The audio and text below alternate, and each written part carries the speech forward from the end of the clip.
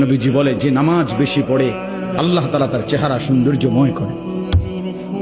যার নামাজ যত বাড়বে তার চেহারার নুরানিয়াত সৌন্দর্য তত বাড়বে। হোক না সে কালো, হোক না সে নিগ্রু, কিন্তু তার চেহারা মায়াময়।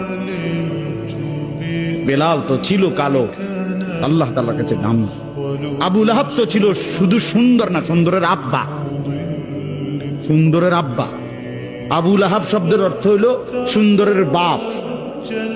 আবু লাহাব একবার টকটকে সুন্দর ছিল, বেশি সুন্দর ছিল আবু লাহাব। আবু লাহাবের নাম আবু লাহাব না, আব্দুল উজ্জা, ওইটা ছিল তার মূল নাম। আর আবু লাহাব তার উপাধি, মানে এত বেশি সুন্দর ছিল, টকটকে সুন্দর।